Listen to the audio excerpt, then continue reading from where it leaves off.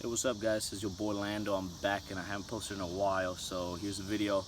I've been working on cars, but I've been doing it for customers, and usually, you know, they want it quick, so I don't record because it takes longer. But this job's pretty easy. This job's pretty straightforward. I'm not sure if there's any videos out there, I haven't checked, but this is a 2011 Mazda 3, and we're doing the tie rod ends and the control arms. Already did the passenger side. The only thing that I do suggest for you guys is to take the cover off the AC compressor. I'll show you guys right now. So this part right here, that bolt gets stuck on the, I got the dog over here, his name is Weddle. Let me see, it's because this cover right here. So this bolt right here gets stuck on this cover. So there's 3 bolts, one right there, 2 right here, and I believe they're 14 millimeters. If you take this off, this bolt comes out beautifully. So I suggest you taking that off first before you start anything. I'll go over the specs and the size of the bolts on the other side. But from there on, guys, it's pretty straightforward. It's going to be the same thing as the other side. The only thing is that the AC compressor, it is over here, so make sure to take that cover off so you're able to take that bolt off. Yeah, it's actually a really easy job. So yeah, let's move on. Alright guys, so the reason that we're changing the control arms is because the ball joints, they went bad. I'm not sure if it was this one or the other one. I think it was the other one, but yeah, the guy, you know, he's one of my boys and I'm working on his car. But on the other side, the ball joint, you can actually stick the fork in here and you can move it up and down. It's really bad. And also the tie rod end, you can move it with your hand, which is without even putting effort in it, you know. So that's why we're changing them. He has a small vibration when he gets to about 80. So that's the main reason that we're changing them. We did the front rotors and the brakes. Usually that's what causes it, especially when you're braking. He was having that as well, so we changed them out. He told me that it brakes perfectly. It doesn't shake anymore, but it does have a small vibration when he's at high speeds. That usually means one of your tie rod ends is going bad. Tie rod ends or the inner tie rod as well. In this case, it's only the outer. I checked the inner tie rod and it's good. So yeah, that's why we're doing this right now. And he got the stuff from 1A Auto, I believe. So he bought the control arms, the inner and outer tie rods, and the sway bar links for like about $179. And 1A Auto is a pretty good, I think it was 1A Auto. I'll put the link on the video down below on the description so you guys can go see. It's a Mazda 3 2011. Yeah, pretty much. The reason we're not changing the others is because they're fresh. The sway bar links are literally brand new. He literally told me he switched them not too long ago, so there's no point of changing a part that does not need to be changed. Okay guys, so these are the tools that you're gonna need. To take off the ball joint, you're gonna need a 15 millimeter ratchet and a 15 millimeter socket. I don't know where that socket is, right here. So a 15 millimeter socket to take that off. You pull one at the end, you put the socket on the other side with your there we go, and you loosen it up together and then you're good. After that, for your side bolt on your control arm, your front side one, I believe this is gonna be a 19. Yep, a 19. For your side bolts on the back side, yep, those 2 right there is gonna be a 17, guys, so if you guys are wondering. And for your tie rod end, we're gonna need one little thing. We're gonna need our pliers. We're gonna need our our wrench as well, and we're gonna need a socket, but I'm not sure what size it is. I'm pretty sure that's a 14 or 16. I'll make sure for you guys. For your ball joint, guys, I do have this Saber baby right here. This is a ball joint tool. This makes your life easier. Trust me. Use this, your life will be saved. I am using a pry bar as well to take the back parts off, and of course I'm using my good old tools, my hammer, my mallet. For the new one, if I need to adjust something, this was for this old one because we're not going to use it, so I can beat the hell out of it. I have my adjustable wrench, so I can loosen up this back nut on the tie rod end. I'm sorry guys if it's not like good quality, but I am shooting on my phone, so yep, pretty much. And the last thing that you're gonna need, guys, is your torque wrench. A lot of people are gonna tell me that I don't need one, but I'm doing work for other people, so I'm pretty sure the people appreciate me actually torquing it down. So for all y'all in the comments, I know how y'all begin. So first things first, guys, we're gonna take this tie rod in, because why not? We're gonna loosen it up at least. Thing without any effort, this thing, all the grease is out as well, so that's the bad thing about these when they go bad. So when the car's moving, there's all this vibration right here. Stabilizer link is pretty good, so that's good. Your rotors are new, your brakes are new. After this, almost everything in the suspension is gonna be brand new, top shape for this Mazda 3. And check this out, BC Racing, you already know how it is. I am not gonna be able to show you guys to break this nut, but on the other side I use my jack. I clamp this down like this. I use my jack to lift it up, and yeah, the thing for this one, guys, is that you don't want to loosen this nut. You actually want to tighten it. What I mean is tighty, righty, lefty, loosey. So the reason that we don't want to loosen it is because there's the tie rod end. So we actually want to tighten it so it goes this way. So just remember that. This nut goes the other way. So it's not, I'm going to go down like that, but I can't show you because I need both my hands. And it's my phone, so I can't really put it anywhere, and it's terrible quality. So just break that nut loose. I'll tell y'all, I'll show y'all if I use my jack or not. Okay guys, so I immediately I decided to go with my jack. So we have the wrench right here on the nut. Make sure it's perfectly on the nut. We don't want it over here.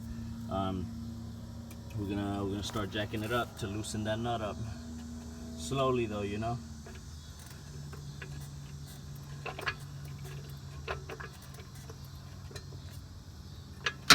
There we go. Shoot, this thing went dark. I'm not sure if you guys got it. Yep, it's loose, guys. That's an easy way to actually break this nut loose, because I don't have the proper, the right size, is it wrench or ratchet? I'd be forgetting one of these suckers. I don't have the right one. The highest one that I have is a 19, and it's bigger than that. So with the jack, your adjustable one saves your life. So now that that's loose, guys, we're gonna take the little pin that's on the actual nut on this side. So we're gonna grab our pliers with the phone. So we're just gonna grab it, and yeah, we're gonna take it out. So we're gonna put this to the side, guys, because the new ones don't come with one. So sadly, we're gonna have to use these. So we're gonna put them to the side. Now we're gonna break that nut loose. I forgot what size it is, so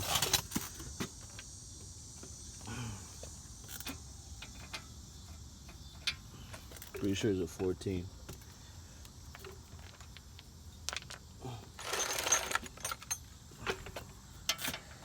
It's gonna be a 14, guys. So for a lot of you guys that don't have one, so I am using my Impact 14mm to break this nut. You don't need it. You can use your breaker bar, you can use your wrenches. I'm just doing it because I'm getting paid and just to make the money worthwhile, you know. So let's do it. Guys, we don't need this one because the new parts have them. So now guys, the only thing that we gotta do, a lot of people say to actually put the nut back flush with the nut, flush with the bolt, so when you hit it is, there we go. But then you're gonna have to take it out. So for me, okay guys, so for now this thing is fully out. This is how it is. You're just gonna unscrew it, mark it with something. I have whiteout, I have anti-seize, something that you can see, but this one's gonna be pretty easy, so I'm just gonna take it off. And make sure that this is the same size as the other one. Make sure that it says left as well. This is left as well. It says it right there, so you don't put it on the wrong side. It's really hard to do so, but grab your new part with your new bolt and just put it in. And yeah guys, we're just gonna put it in and screw it back on. It's gonna be harder with one hand, but I've seen people do it, so I can't be tripping about it, right? Okay guys, I have to do it really quick because my storage is going out. So now I'm gonna jack it up so it has some weight on it, and I'm gonna tighten this up and put the clip back on. Okay guys, so when you're done torquing this one to 43 foot-pounds, you're gonna tighten this nut back again. So you're gonna loosen it up. You're gonna go lefty loosey to tighten this. I was holding the middle part with the vice grips, and it torqued down. So let's move on to the control arm. Put the clip, guys. Remember to put the clip. Okay guys, so I have my 15 millimeter, and then this one is a 17 millimeter, the actual nut. So we're just gonna loosen that up. So loosen that up for the ball joint. Okay, so when it's out, put it back. This is the nut. This is the washer that goes at the end of the nut, and then the screw. So now we're gonna use our ball joint tool to take the ball joint off. Okay guys, so this ball joint is so bad that you don't need the tool. So we have it right here, and it's literally coming off, as y'all can see. So I am gonna use it to fully take it out. Usually you wanna put this in there. You wanna hammer it in at the end so it goes all the way in. But in this situation, you don't really need to, and it's completely off, guys. Just like that. But this was the mess one, so it was the easy one. The other one was the hard one, but it was pretty easy as well. Just hammered it in, and yeah, if you need to use your jack to lift up the actual part, do it. Okay guys, so that's a 19 millimeter. I'm using my my bar from the jack and a wrench, so we gotta loosen that up. Let's see if I can do it one hit. Okay, and yeah, just loosen it up, take it out, guys. Okay guys, so I figured it out. You can take it off freely. If you jack up the transmission, make sure to put a piece of wood because you don't want to damage the casing with the actual metal of the jack. Now remember, it's a 17.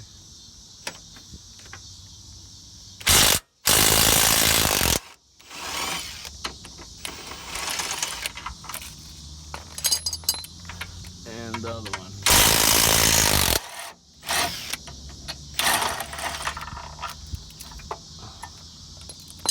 For this one, guys, I'm really glad that I have my torque, my impact gun, because these take so long to take off. But if you have to do it the old school, just do the pry bar and then do a normal wrench when it gets loose enough. The thing is that where your sway bar link is, I forgot what it's called, the sway bar. Yeah, the actual sway bar. It's on top of this part right here. Watch. Is on top of this part right here, and this is what keeps everything together. So if you have to pry up the sway bar, pry it up a little bit and this should come off. But if you pry it up from here in the subframe of the car, you should be good. It should come off easily. And yeah, pretty much it. So now guys, I'm actually gonna use my what's it called, my pry bar to take this part out. There's two little things up there. I'll take them out they're where the nuts actually bolt onto. These parts, there's two of them for the two bolts, one of them in the front, one of them in the back. Right there, the nut part goes up top, so just like that. Before I put it back on, guys, make sure that the bracket for the sway bar is up, because the sway bar bracket, this part right here, this metal part, and in between the subframe, this is where the actual control arm has to sit in between. And then these little thingamabobbers go on top of the bracket instead, so it squeezes everything down. Just remember that. Okay guys, so I jacked up the transmission again, so I was able to put this nut in. When you put this nut, the control arm stays where it's supposed to stay, so we can actually start handling the bolts in the back and then the ball joint itself, so we're not struggling keeping it up with one hand and trying to put the nuts with the other hand. So we should put this one first. It helps a lot. After you're done with that, make sure that you tighten it all the way as you can, so you have a decent amount of space to put in your torque wrench and or whatever you're using to actually do it. So yeah, pretty much. Okay guys, I'm gonna try to explain the best that I can on how to put these on. I usually put all the screw all the way in, align it correctly. That's gonna be the hard part, especially with one hand. But use your use the nut to actually pry this top part off. Sometimes you can't, but the goal is to get it all the way in. And then with this part, let's just say this is all the way in already, right? We're gonna grab this part, go from the top, use one of your hands to keep this all the way at the top. You're gonna bring this one, and then you're gonna tighten this by hand until you feel the top of the bolt coming in. Until you feel the top of the bolt coming in, like that. I drop it all the way low, and then from there I use my impact, or you can use your wrench, and it will do the work for you. So you don't have to be holding both of them. And yeah, that's it. Right now I'm just trying to get this one in, and that's it. And then we come over here to the actual bolt joint, and we'll get it fixed up. Remember not to tighten anything yet, because we do have to mess with the ball joint and with all these. So if you tighten one, if you tighten this one, let's just say, you're gonna have trouble aligning these or aligning this one. So just don't tighten them at the end. Okay guys, a trick to get the actual thing aligned, if the bolt is going through all the way, but the actual bracket of the sway, or the sway bar, the bracket of the sway bar, you can move the sway bar when both of the nuts are not in. When one of the nuts is not in, you can actually move this around, but with this one you can actually tighten it now because of the style of the pin up there. As you can see, it's moving and it's catching on, so you can tighten it. That's it. I'm gonna tighten everything, guys. Don't torque them down, just tighten them by hand, and then we're gonna mess with the actual tie rod, the ball joint, my bad. Okay guys, to actually align the actual ball joint, I am gonna have to take off the tie rod end again. So I'm actually to put it on there, and then this will be freely. I'm gonna try to put it in just as is if I can move it around, but I don't think I'm gonna be 100% successful with that, so I'm probably just gonna take this off. And yeah, so next, for you guys that are watching the video, make sure to leave this one. You can put it on here so it doesn't bother you, but don't tighten it so you don't have to do it all over again. Yep. Okay guys, I got the actual ball joint in. Just mess with this one, mess with the actual what can I say, the wheel assembly. Mess around with it, get it to get in there perfectly. to get in there perfectly, and we got it in. Right now I'm gonna take this mat, jack this part up, and with that we're gonna have tension on the actual suspension parts, like if the car would be on the wheel. And that's the way that you want to torque things down, because when the moment that you put all the weight, it might not be as tight as you thought it would be. So I'm gonna put the jack up here, jack it up, and then start torquing these babies down. Okay guys, so when your ball joint is in, make sure to put the bolt in first and the nut, and then start jacking up the car. Align that the bolt onto the actual ball joint. It has like a little indentation where the bolt goes in, so the ball joint doesn't come out. And then you can jack it up and start torquing everything down. And the torque specs for this one right here, they're gonna be on the screen. So yeah, let's get to it. So I have the car jacked up. I have my torque wrench right here, guys, and this one is touching the actual control arm, so I don't have to hold it. So now we're gonna go 43. There we go. Now we're gonna move on to the next ones.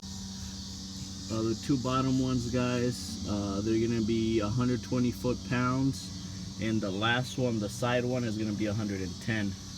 So I really doubt that I can do it with one hand. It's pretty difficult. But just tighten them and yeah, pretty much torque them down until the torque wrench clicks. And then the last one, guys, we're gonna do 110. Sure if I can do it one hand, but yep, 110 foot-pounds on the last one. Okay guys, this is the outro. I did not do one when I was over there. If you have any questions, just let me know in the comments. And that was the job. I'm sorry that I haven't been really posting a lot. I've been doing some other stuff with the new business that I'm building up. So those my apologies, but I do want to keep in posting videos. We are gonna hit a little different because we're gonna make the videos a little different for the reason that I want to make it a car channel instead of a mechanics channel. So whenever I work on cars, I am gonna try to make the videos so you guys are aware of how to do stuff. Different people got different cars, so that helps them out. But mostly, I wanna make this a car channel on how to do different things, different mods, how to do it, all that. So, long story short, guys, thank you for coming back. Thank you for getting me to 65 subscribers, and I hope that you have a wonderful day. And yeah, that's it.